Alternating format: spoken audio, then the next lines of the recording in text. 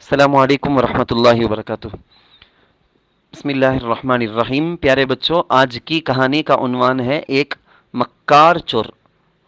بچوں، ایک مرتبہ کوئی صاحب کہیں بیٹھے ہوئے تھے، چوری کے کام سے بچنے کی لوگوں کو نصیحت کر رہے تھے اور اس کام کے غلط ہونے کو لوگوں کو بتلا رہے تھے کہ چوری غلط بات ہے، چوری کرنا خراب عادت ہے، اور یہ بھی کہہ رہے تھے کہ چوری کرنا برا اور گناہ کا کام ہے، چوری کی کمائی غلط اور حرام ہے۔ وہاں ایک چور بھی بیٹھا ہوا تھا۔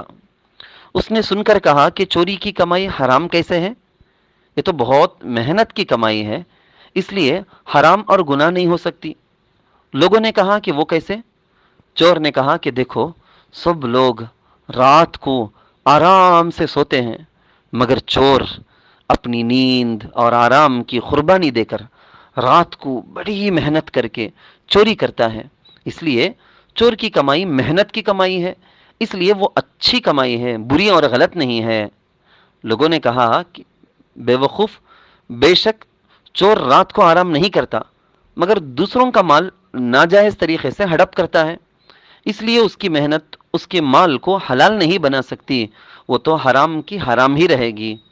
اور چور کو چوری کی سزا دنیا میں بھی مل جاتی ہے۔ چور نے کہا کہ وہ سزا کس طرح ملتی ہے؟ لوگوں نے کہا کہ اس چور کی بھی کوئی چیز چوری ہو جاتی ہے، یا اس پر کوئی مصیبت اور بیماری آ جاتی ہے جس کی وجہ سے اس کا بہت بڑا جان کا یا مال کا نقصان ہو جاتا ہے، کیونکہ چور دوسرے کی چیز چوری کر کے دوسرے کو تکلیف پہنچاتا اور دوسرے کو پریشان کرتا ہے، جس پر دوسرا آدمی اس کو بددعا بھی دے دیتا ہے۔ اور اگر دوسرے آدمی کو اپنی چیز کے چوری ہونے کا پتہ نہ چلے تو تب بھی اللہ میاں تو دیکھ رہے ہیں نا، ان کو تو پتہ ہے نا، اللہ میاں خود سے بھی اس کو سزا دے دیتے ہیں۔ اور بعض دفعہ چور کے وہ ہاتھ جن سے اس نے چوری کی ہے کام کرنا چھوڑ دیتے ہیں، ہاتھ شل ہو جاتا ہے، بیکار ہو جاتا ہے، کبھی کبھی لخوے کی شکایت ہو جاتی ہے، کوئی بیماری لگتی ہے، کوئی حادثہ ہو جاتا ہے جس سے اس کے ہاتھ کٹ جاتے ہیں، یا اس کے گھر والوں پر کوئی مصیبت آ جاتی ہے۔ بچوں، یہ کہانی سنانے کا مقصد یہی ہے کہ چھوٹی چھوٹی چیزیں بھی چوری چوری ہی ہوتی ہیں۔